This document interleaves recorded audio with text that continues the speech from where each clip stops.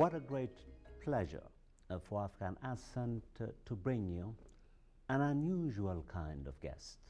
For those of you who've been following the visual and intellectual terrain of Afghan Ascent, it has always been punctuated through blends of musical performers, both those who teach the performers, namely professors at Berklee College of Music, and they are germinating and potentially explosive artists.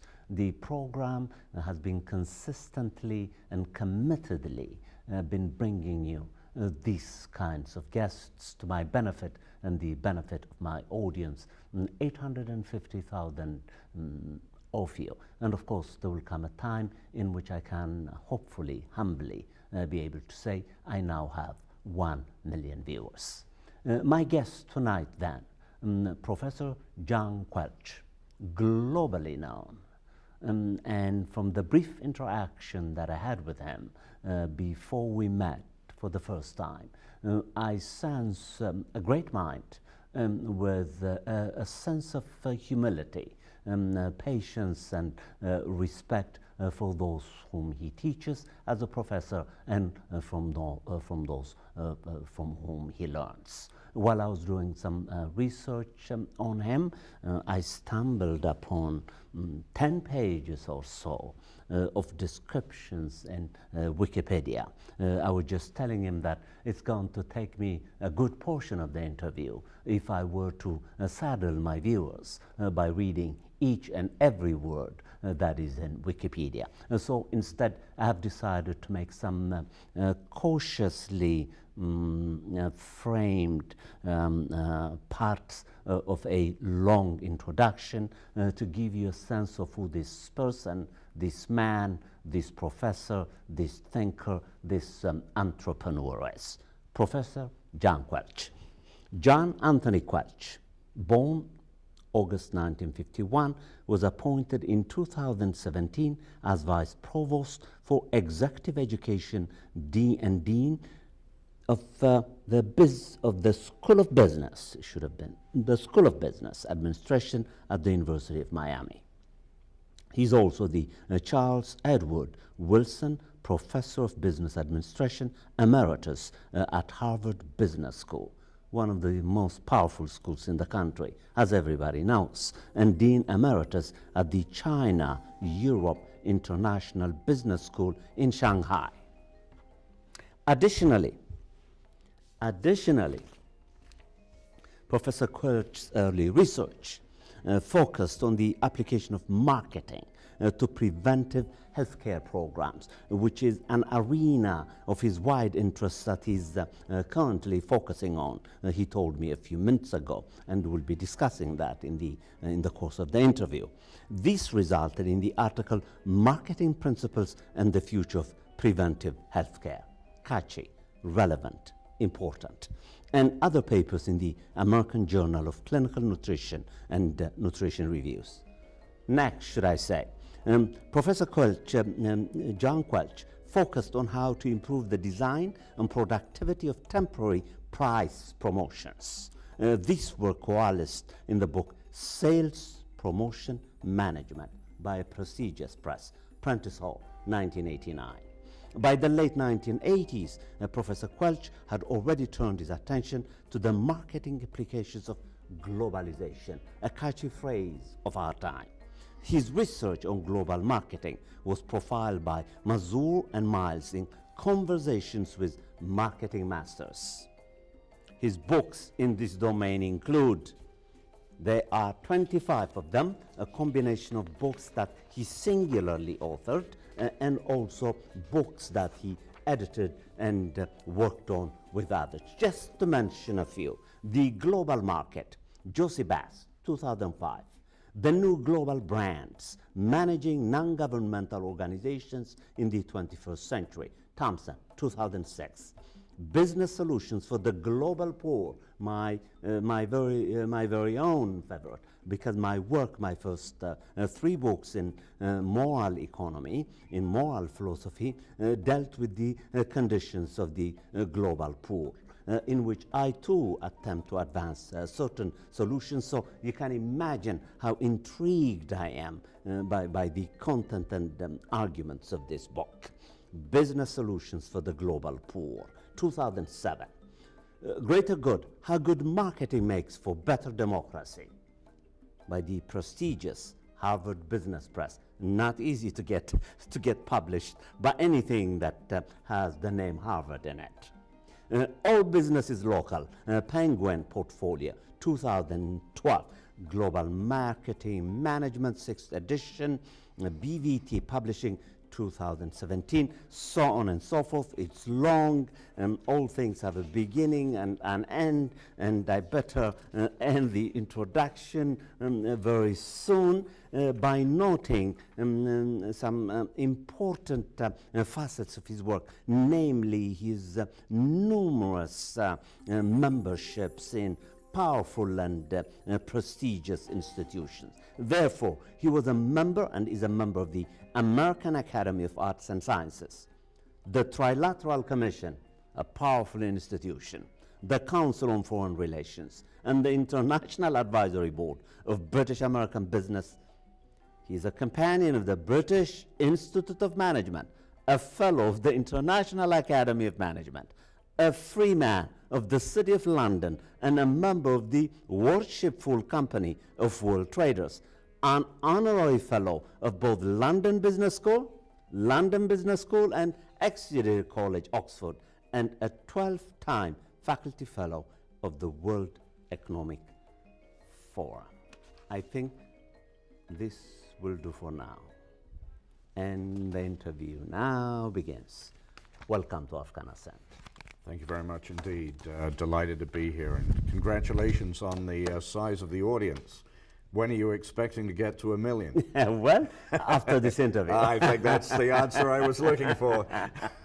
That's what I was looking for. But with this, I should hit the 1 million mark. Absolutely. That I've been working. Let's put it over the top tonight, everybody.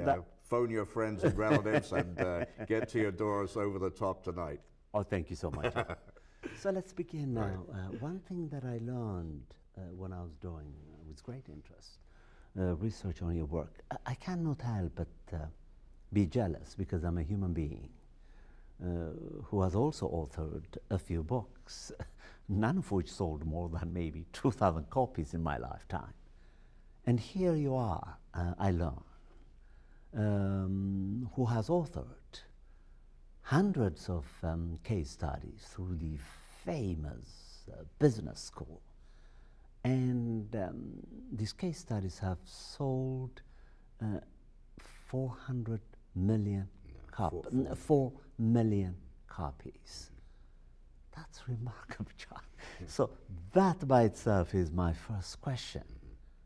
How did you do that? What is it that you did right for 4 million readers to think, A, that they should invest their money on you, and B, that read you, and C, that they internalize what you're teaching them, and D, that they proceed to become professors and leaders of business ventures themselves.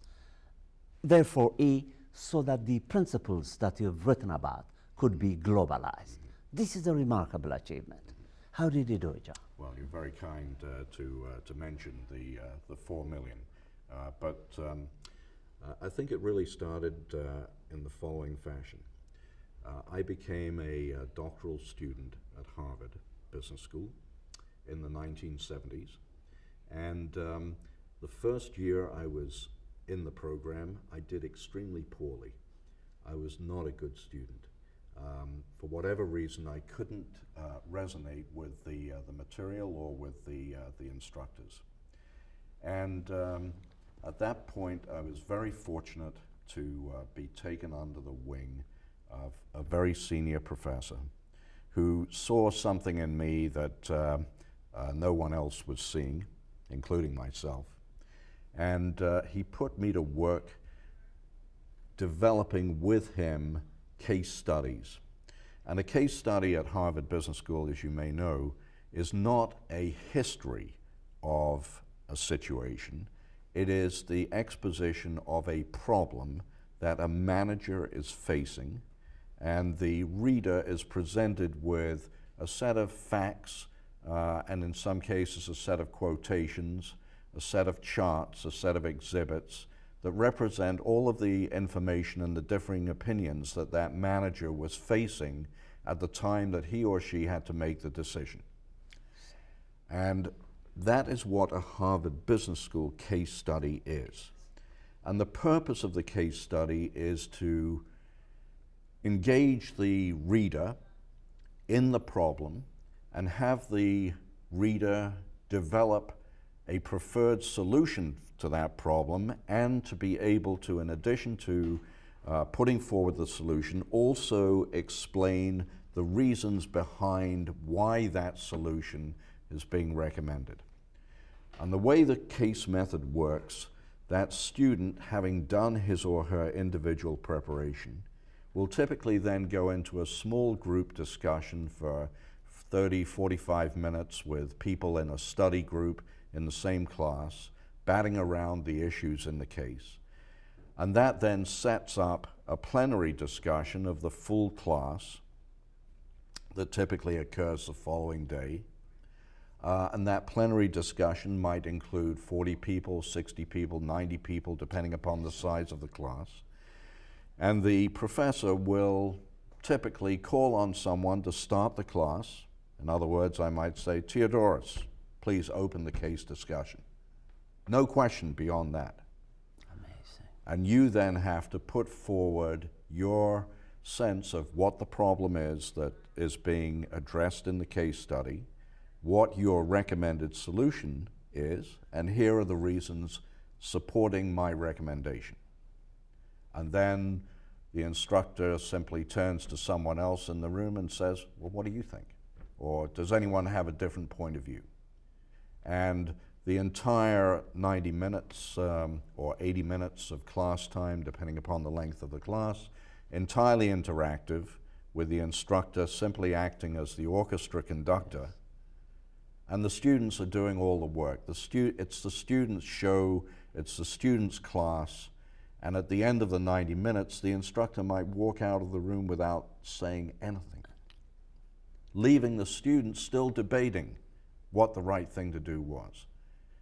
Or these days, the era of spoon feeding being a little bit more substantial than it used to be, the instructor might actually give a few PowerPoints at the end of class saying, this is how I suggest you might consider viewing the situation and evolving your solution. So it's a wonderful pedagogical mechanism.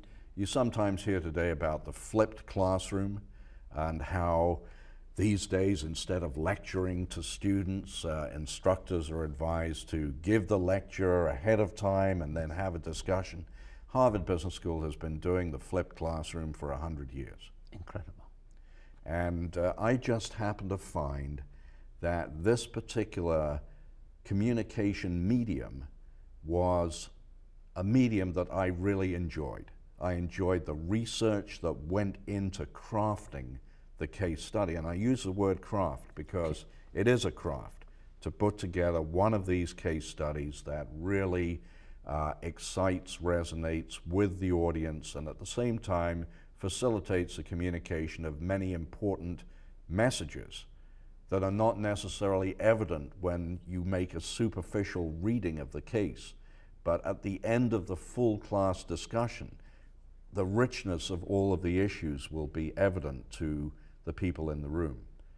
They will have learnt so much from that case study that a single reading by each as an individual would not achieve. It's a beautiful communal exercise in developing learning in a manner that is facilitated rather than imposed by the instructor. It's remarkable. How honored I would be if you were to single out one or two singularly memorable case studies that you have prevailed over Right. and share it with my audience, if you don't mind. Right, right. Well, thanks for the opportunity to do that. Maybe I'll take a couple of slightly contrasting examples, right? So one example which is, for reasons which will be immediately apparent, an extremely popular case. It's a case on the soccer club Real Madrid from Spain, Okay. which of course is one of the premier clubs in not merely Spain but in Europe and worldwide. And this particular case study was written around about, I think it was written about 12 years ago now, 10 to 12 years ago, at the time when David Beckham happened to be on the roster of Real Madrid, the famous British soccer star. And in addition to the actual paper case study, we were able to persuade Real Madrid to allow us to do some videotape, professional videotaping of interviews that we had with the management of the club and also with a couple of the players as well. And we edited and packaged this video into a very compelling set of material that, along with the paper case, what it really does is it demonstrates how Real Madrid really changed the economic model of how a soccer club works. I see. So a traditional soccer club would generate most of its income from gate revenues. In other words, people paying for tickets to come and watch the game every Saturday. Okay. But of course, the new business model is much more about media rights and the selling of the television and other broadcast and communication rights to the audio and video flow of the game itself. That enables the audience to be stretched beyond, in this particular case, the city of Madrid, to the entire world. And in addition, there then is the opportunity to engage in a large amount of merchandising activity to sell, to put it simply, to sell David Beckham t-shirts to fans all over the world, monetizing that revenue stream. And then in addition to that, to sell sponsorship, advertising sponsorship to Pepsi, to Nike, and so forth, given that you now have an audience that is much larger. It's a worldwide audience. It's not just the audience in Madrid, Spain. That's right. So Real Madrid and Manchester United, in fairness I should mention as well, were the two clubs in this entire industry that invented this new model of doing business as a soccer club. And that, you can imagine, internationally is an extremely popular case study. It's sold many, many cases.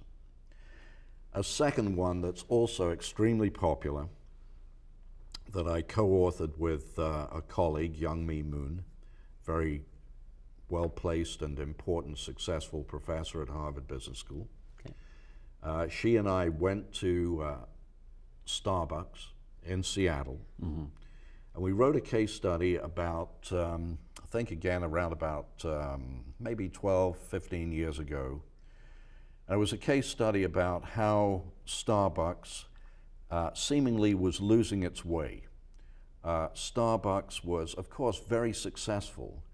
It was so successful that it was opening stores so quickly, Yes. coming out with new products like Frappuccino and so on, so quickly that they took their eye off of the service level delivered to the core customer of Starbucks, the core customer who gave Starbucks its impetus in the beginning. So as Starbucks added stores, added products, more and more people were piling into Starbucks, and the lines were getting longer and longer. And the people who were with Starbucks at the beginning no longer felt it was special. And so the purpose of the case was to address the issue of how do you simultaneously cater to the people who brought you to the dance, but at the same time bring in a new audience of people who maybe aren't coffee aficionados, but you know, they fancy a decent cup of coffee. And these two segments of the market have to commingle and coexist in the same store. I see. And how do you manage that so that the first group are still satisfied, still enamored, and the second group are at the same time having a wonderful first-time experience, and they're going to come back? That's remarkable. So these are two very different cases, but you know, they're both very powerful.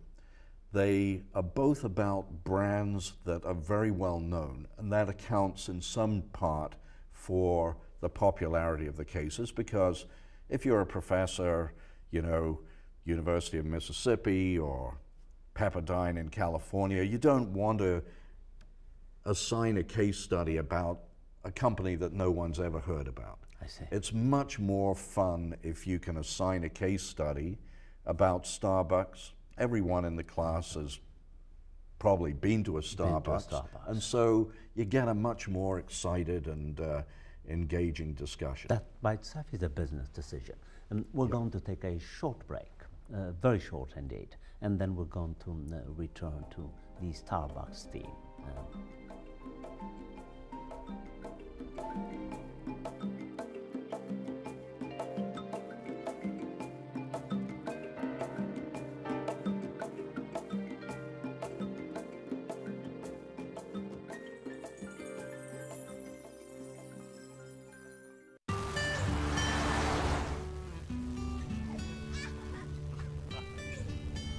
They say that when you're facing extreme danger, your life flashes before you.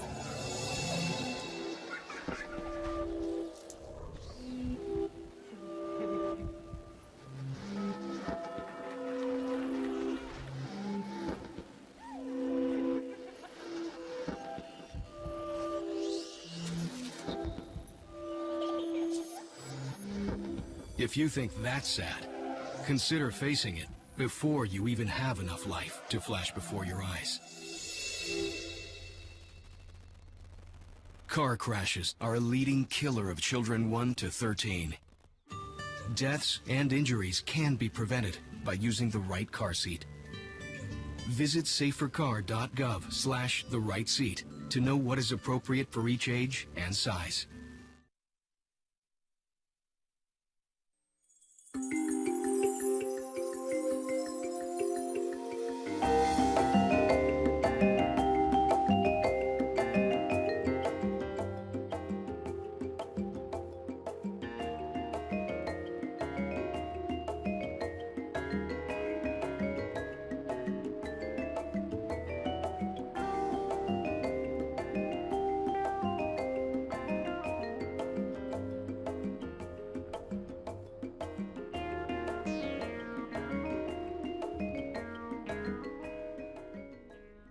We're back at it again.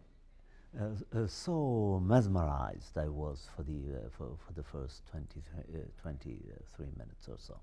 In fact, very much like you, I thought that the interview has been going on maybe for 10 minutes. I did not look at the clock. I was so glued in to the presentation of the case studies, which, among other things, John reminded me that without knowing that I was doing case studies as a philosopher, I have been doing something similar, not as extraordinary as yours, but at least attempted that. I have never lectured to my students in 35 years of teaching. I essentially read a paragraph, let's say a paragraph from Plato's Phaedo. Yes. Just a paragraph. Yes. And that paragraph is pierced, penetrated, attacked, criticized, developed, admired, and so on and so on. And I have noticed in the past, I had done this and did it in 3 hours. Yes, yes. A 3 hours long seminar Yes. with a single paragraph, Yes. John. Yes. But the challenge for me has always been to choose that paragraph Right. that sufficiently does justice to the tenor of the book, so that it could bring in all the other elements that are in that dialogue to bear on it, and through it develop a sense of what the book is about. Right. And all this is done by my students, please. Of course, and you have confidence in your students. Tremendous. Exactly. I don't have confidence in myself, but confidence in my Right. students, And indeed. this is one of the things I always point out, and that is that, you know, it's very important that teachers have confidence in their students. If the student feels that they have the teacher's confidence, they will do much more work. They'll try much harder, and they'll enjoy it much more. But sometimes I feel that our teachers are so focused on needing to get the information to the student efficiently in order to meet some requirement, curriculum requirement that is anchored in a test score of some sort or other, that they don't not allowing themselves as teachers to have the luxury, the privilege of placing confidence in the students. It's remarkable. And additionally, John, I'm sure this is implicit in your approach. I also bond with my students. Yes. So what I tell them at Berkeley is, students are not our enemies. Students are our friends. Yes, yes. We need to bond with them. Yes. We need to develop a confident relationship with them so that they can confide in us. Right. We have to take their inner lives seriously. And additionally, we have to make sure that the books that they are reading in some shape or form could be integrated with their inner lives, with what they are going through. That by itself results in them, without even knowing it, owning the text Yes, yes. and making the text intimately theirs, and then protecting, nurturing, and developing it. Right, right. Anyway, now Right. the Starbucks phenomena. Right. I learned so much from that example about the integration of what he called the two facets of the business model at Starbucks, catering to those who have, should I say, polished tastes, Yes. and catering to those who are merely interested in having a good black coffee. Yes. And the business will have to keep these inclinations in Yes. balance, Yes. if I understood it correctly. Absolutely, absolutely. And you know, there are several ways in which that can be achieved, of course. So one remarkable way in which we achieve that in society is that the two segments that we're discussing would notice the problem and sort themselves out.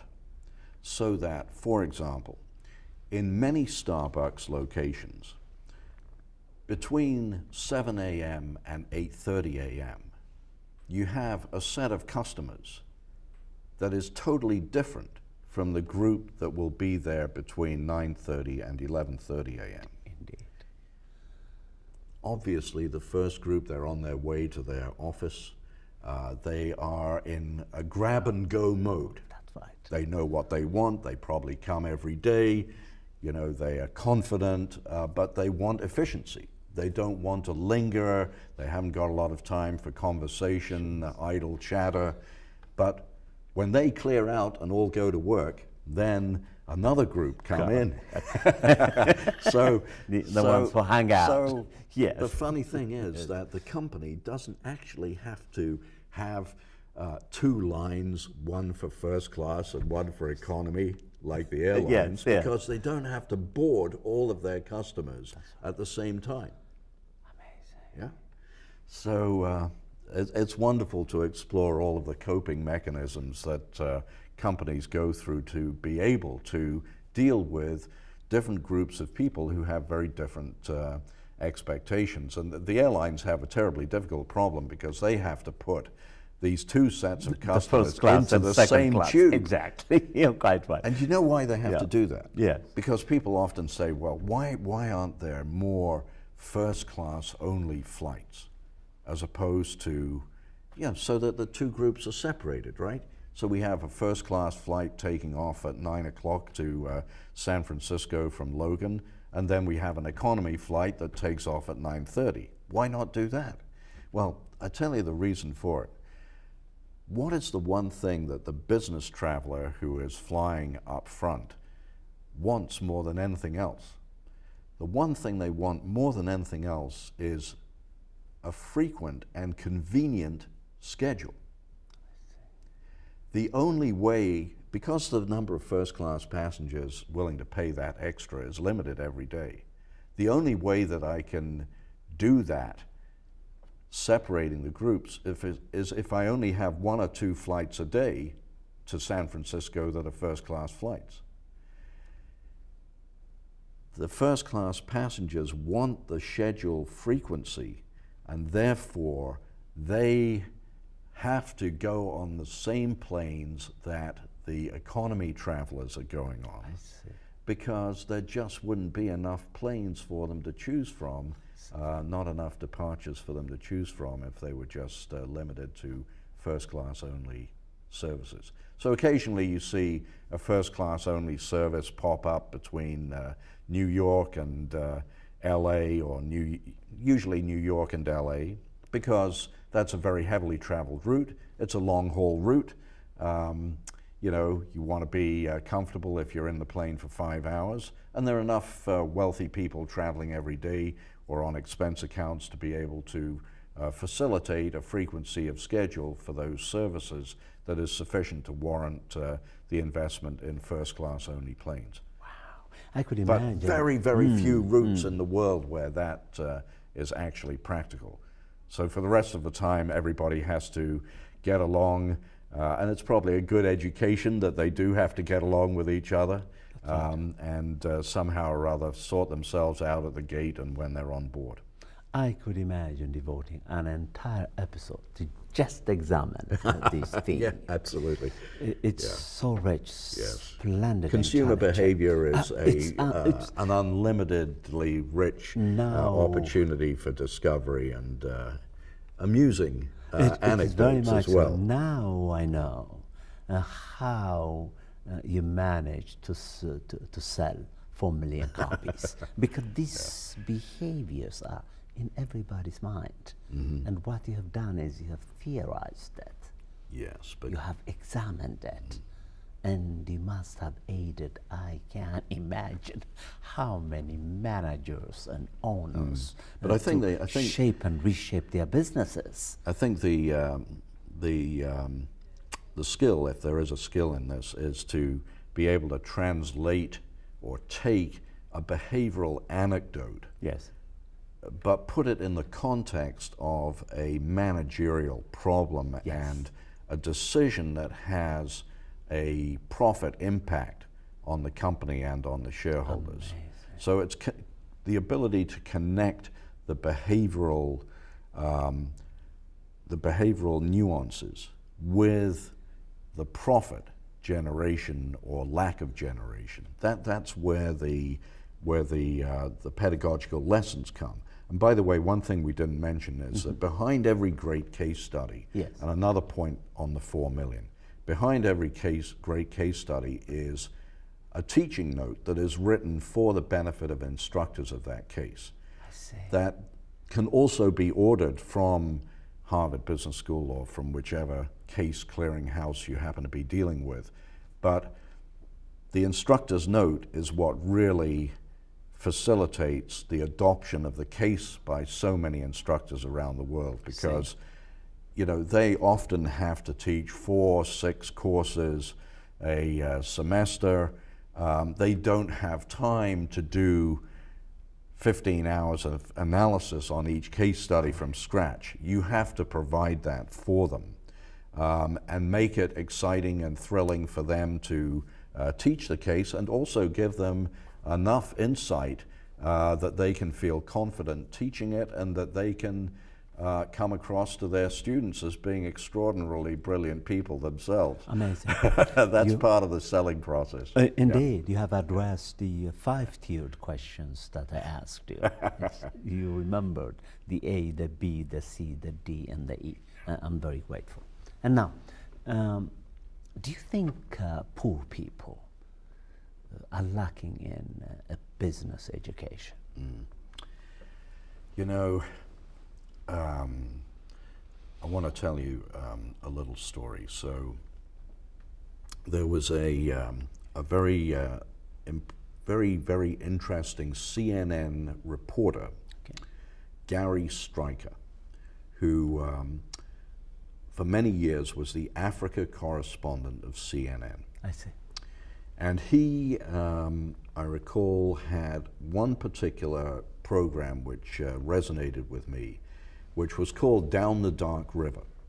And this was a journey that he took on the paddle steamer that left from Kisangani in the top of the Congo River and went all the way down to Kinshasa. And it took around about 3 days to make this trip. And what he showed during this trip was a level of entrepreneurialism and resiliency on the part of the villagers who the boat passed by along the journey. So, for example, there would be a lot of traders on board who would be buying and selling goods as the boat traveled down the river. Wow. To people who were paddling in canoes or in little motorboats alongside the big ship. And if this when this particular ship passed a particular village, and it didn't stop, of course, at every village, only at important towns, but the villagers would all be out there and they would have what they had to sell. And as the ship is passing through along the river, from the riverbanks, they're all negotiating in real time how much for this, how much for that. And some are in canoes and some are in little motorboats. And of course, the price that they can extract, there's an optimal price that they can extract. Otherwise, they have to row or paddle or motor all the way back up the river. In other words, at some point, the boat is outpacing them. So if they've still got inventory that they haven't sold, the price goes down because that boat is not appearing for another week. I see. And, you know, you could teach an entire course on entrepreneurship just on the basis of what these villagers were doing. Amazing. So when you ask me, you know, do poor people lack business education? Well, of course the answer is yes, but that doesn't mean that poor people aren't great business people. They don't have to have an education in a classroom to know that if they don't sell now and sell half a mile further down the river, it's going to be a long way back against the current. Then who needs business education?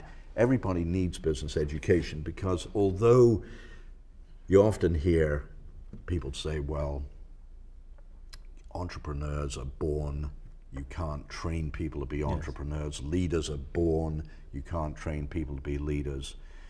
You know, there is probably something genetic about it, but anyone who wants to be a better entrepreneur, anyone who wants to raise their odds of success as an entrepreneur, anyone who wants to be a better leader can become a better leader by studying, listening, sharing, and being humble, as you said at the beginning. So everybody can, of course, you can have a Richard Branson or a Steve Jobs, you know, but you can't point to millions of people like that. I see. So for the millions who are not born with that phenomenal gift, whatever mix of characteristics it is, for those people, they can be greatly enhanced in their chances of success, their chances of giving back to society, through their business acumen. They can be enhanced through training. Okay. We have about 15 minutes left, and I have so many questions. I'm so intrigued by you. Let me just concentrate maybe on 2 or 3, which we can deal with economically. You've been an observer of the Caribbean, but also China. You've lived in China. You have a second residence in St. Thomas, which you were telling me was hurt by the hurricanes. Yes. What are some of the behavioral habits that you have noticed in the Caribbean and China? Right. Could we compare and contrast them, or is it like comparing apples and oranges? Probably even more extreme, I think, than apples and oranges, because remember, China has a 2,000-year or more history. It has a very formidable culture. It was once the strongest economy in the world. And there is, as a result of all of that weight of history, a responsibility that every Chinese feels to recapture that stature. That greatness. That greatness. And as the most populous country in the world, they do feel that they have scale on their side, which they do in terms of being able to do that. Okay. Very difficult for Caribbean countries by way of contrast, small independent nations, in many cases with, in most cases with fewer than 1 million people. Yes. Very difficult for those individual nations to achieve a level of scale and efficiency that enables them to break out of the pack in any respect in the global market. And of course, tourism is a big part of the economy. I would like to see more investment in agriculture, to be honest, in the Caribbean, because many of these countries, many of these islands are not self-sufficient, and yet at the same time they do have in many cases land that is capable of being more productively used for agricultural purposes. So I think there could be more focus on that part of the economy. Obviously, there is, given the globalization of information technology, the opportunity to set up technology parks and office parks. And in the U.S. Virgin Islands, for example, we do have such a park that is linked to the university. And thanks to various economic development incentive programs from Washington, there are incentives in place that motivate companies to headquarter in this park in St. Croix. So that's something that some of the countries have been able to do a better job of. Okay. I think one of the things that always worries me in the Caribbean is that there's always a tendency to look for the next slightly dodgy financial play. Now that most offshore banking accounts have been much more constrained by federal regulation and by the power of information technology to provide effective oversight of transfers and wiring of funds. But now we see countries looking at Bitcoin and cryptocurrency, and are there opportunities for them to take a leadership role in some fashion around these types of financial service opportunities? It's rather analogous to putting up a casino in the sense that there is, something slightly unfortunate about it if you have to resort to that kind of industry, that kind of commercial activity that can be slightly risky or on the edge in order to make the economy work.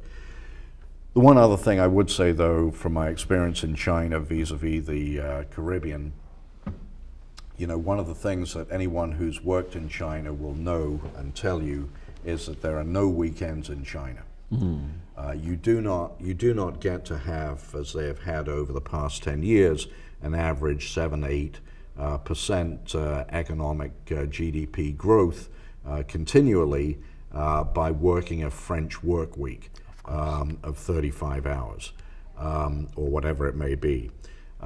So, you know, countries and cultures make the trade-offs they elect to make. In China, people elect to work extraordinarily hard because of that historic responsibility. In the Caribbean, people are sensibly enjoying life and having a good time. It's almost a little bit like the statement that you often hear that the French work to live and the Americans live to work. And in the Caribbean, there's a little bit of hey, we work to live rather than we live to work kind of philosophy. And, you know, the one is not better than the other. It's a choice that people effectively make. But it would be wonderful to see the Caribbean doing better. Obviously, climate change is a significant threat to the Caribbean because of the likelihood of more frequent or at least more severe storms. You have the issue of the meltdown in Venezuela, which is certainly not good for the southern Caribbean, countries that had significant trade with Venezuela. And then in addition, you have the looming prospect of Cuba potentially reopening. And that could, of course, be a major positive for the Caribbean as a whole, but it could be in the short term draining off tourism revenues that would have otherwise gone to other Caribbean countries as the number of tourists under the new rules has greatly increased in the last year or two. So I think the Caribbean is collectively challenged at the moment, and you know, probably the growth prospects in the Caribbean are not nearly as strong as we would like them to be, and every time you have a hurricane, you have a lot of people leaving the devastation that the aftermath leaves behind it. And that's unfortunate because the people who leave are often the younger people who can get a good job in New York. And of course, again, each and every question that I've asked you itself constitutes an episode without any exaggeration. The question that we began broaching about the connections between business education and the conditions of the global poor is massive, but you've done superbly in at least giving me an outline of it. What are briefly some of the business solutions that you propose for ameliorating, if not eradicating, the conditions of the global poor? Well, first of all, let me say that I'm by no means an expert or the expert on this particular topic, and the concept of the bottom of the pyramid was a concept developed around about 15 years ago. It's one that focused the attention of multinational companies in particular on the untapped market potential of people at the bottom of the spectrum, who otherwise it would be very easy to ignore. And so C.K. Prahalad, an Indian business professor, was the person who really developed that, along with Stuart Hart of now of the University of Vermont. I'm told that we have about 5 minutes left, and I think we'll let that question hang in the air, because I would like you to talk about healthcare, which is the centerpiece of your interest now. Right. That's what you're working on. Well, thanks for that invitation. I just came out with a new book co-authored with a gentleman from Harvard and another colleague at Yale on choice in healthcare. The title of the book is Choice Matters: How Healthcare Consumers Make Decisions, and Why Clinicians and Managers Should Care.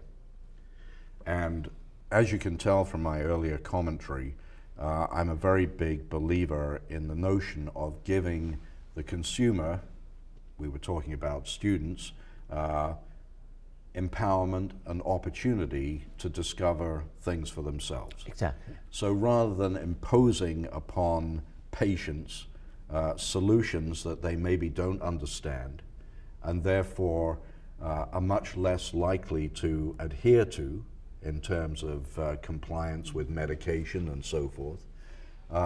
My philosophy is the notion that we should empower, engage, inform, educate, and bring our patients into the discussion. Now, sometimes you hear doctors say, not many, but some doctors will say, well, I don't have time for that, I'm so busy, I need to see this patient and next patient, I don't have time to educate everybody, I have to go straight to the point, give the solution, and then move on to the next one. But the problem is that if that patient does not choose to understand or does not choose to adhere to the recommendations of the physician, then they're going to be back in the emergency room a week later or a month later, imposing further costs on the healthcare system. So why don't we just be smart and engage in investing in prevention, preventive education, and invest in patiently educating patients. There's a reason why the word is patient. Many reasons why today the word is patient. But we need to treat patients as consumers and respect them as equals in the relationship that occurs between the provider and the patient. Yeah. And so that's what we're talking about in this book. We have exactly 2 minutes left, and I would like to give you the honor and the privilege to say what you think needs to be said about business. Well, first of all, I think in the absence of business and in the absence of capitalism, we would have a much weaker quality of life than we currently have. It is, however, the responsibility of business people to behave in an appropriate, ethical, and socially responsible way. And my former colleague at Harvard Business School, I think Mike Porter, Professor Porter, very well-known professor, coined the term shared values. And what shared values is all about is the notion that we create value for the shareholder, but we also must create value for other stakeholders beyond the shareholder. That includes the consumer, that includes employees, that includes the communities in which the company does business. We have to go beyond just a narrow perspective of shareholder capitalism to stakeholder capitalism. This is not a new idea, this is not my idea, but I think it's an idea whose time has come, and I have to tell you that more and more chief executives of major companies are being selected on their ability to deliver against that idea. I thank you. This has been your host, Theodoros Kiros, for African Ascent, interviewing Professor John Quelch. What a pleasure it was. Okay. Thank you very much indeed. Thank you. Delighted. Thank you.